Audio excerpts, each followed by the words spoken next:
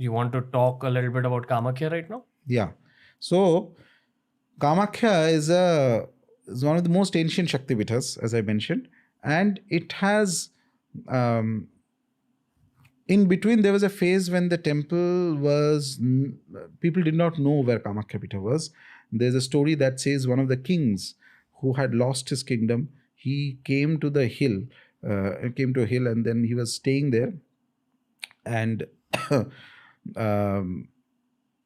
he was running away because he had lost his kingdom, and then there's an old woman sitting there and tells him that why don't you sacrifice a goat there, and you'll get back what you want. He does that. Within 6 months he gains back his own kingdom, and then he gathers a group of people and pandits from everywhere, Varanasi to Bengal, and they come to that particular hill and they start digging that what is this place, and after digging they find a cave inside.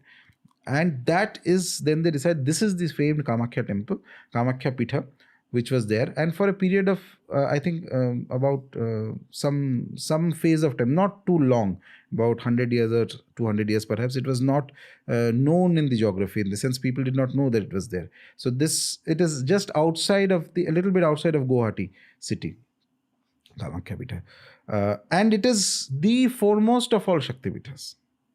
It's incredible. The Peetha is very powerful.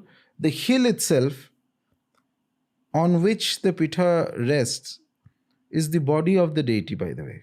The hill is, when you see the iconography of Kamakhya Devi, you'll see that there is a lion, and then there is a... Just 1 second. Athar, pull up.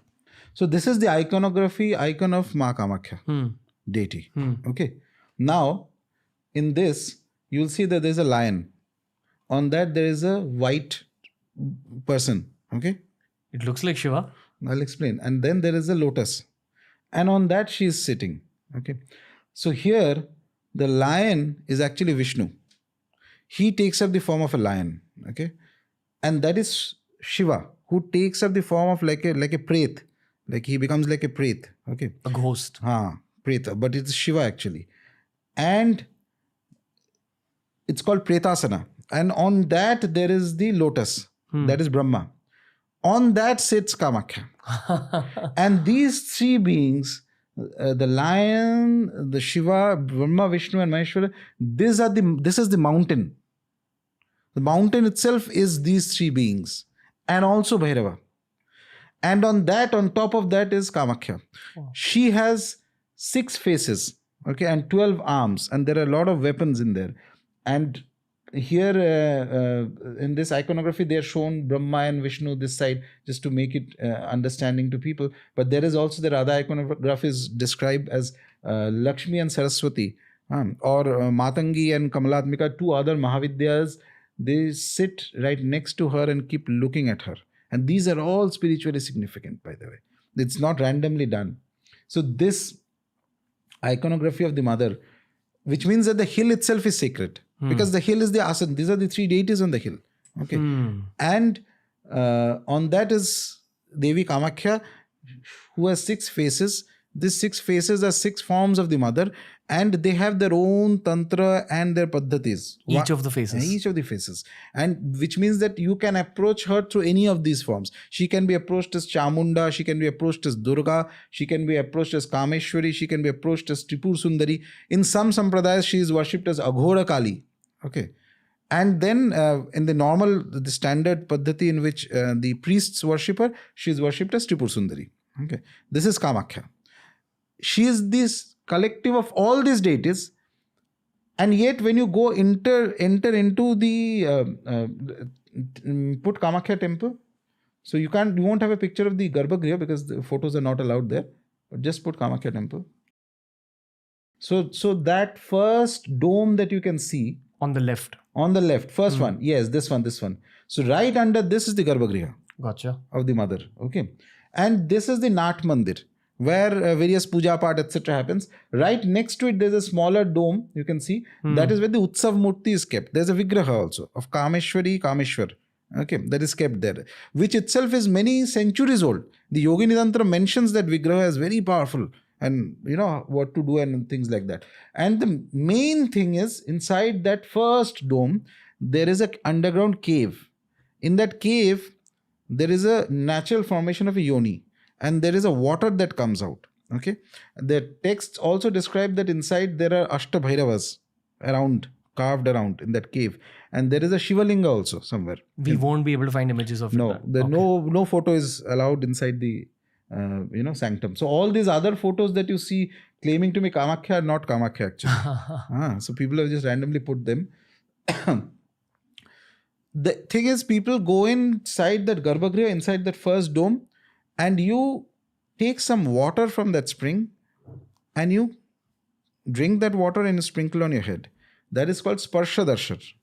The most important thing in Kamakhya is Sparsha Darshan, not just Namaskar. Other places you go and do Namaskara. Here you have to drink that water. That water, the moment you take in that water, you sprinkle on your head and all that, that is the worship of the mother. That is the first thing. That is the darshan of the mother is complete. Keeping little geology in mind, where is that water coming from? There is an underground perennial source of water in the hill. Somewhere inside the hill. Yes. And now, see, this is not Kamakhya actually. So this somebody has created in the net. Very easily people think that this is Kamakhya Temple specifically. But inside the Garbhagriha, there are no photos. Apart from this, this is the Kamakhya Temple. There are the 10 Mahavidya temples are on the hill.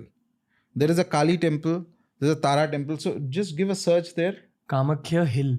Kamakhya Hill temples. I don't know if I have it. This third one you see, this is the Tara temple. Gotcha. Okay. Just before you enter the Ma Kamakhya main pressings, Prangan, before that on the right hand side, a little bit elevated, this Tara. I have a tangential question related to temples in general, because there was a text I read on the domes and the monoliths above temples. There is a purpose to those. Yes. Why is the roof of temples like this? No, so roof of temples can change depending on the architectural style. But I feel generally, and I'm not an expert on the temple architecture. There are other people who know that. So different styles were presented during different eras and different kingdoms and different geographical locations. So you'll not find the dome structure everywhere. It is more or less, I've seen in the Bengal side, definitely there is a lot of the Eastern India side. But this creates a very strong meditative experience. If you get time inside that kind of a space which has a dome, okay, and there is a Vigraha Pratishtita inside there, if you meditate, it produces a super strong meditative experience. And I have had many nice experiences in this Tara temple, many times. The deity is very powerful.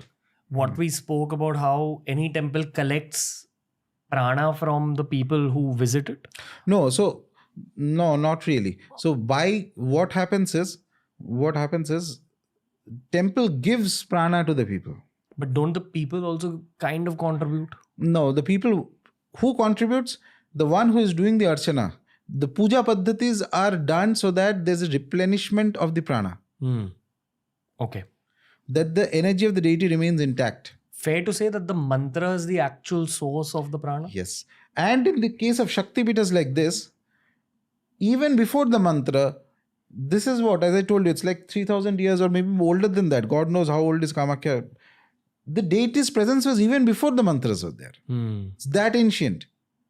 Mantras are a way in which we humanly interact with something so powerful.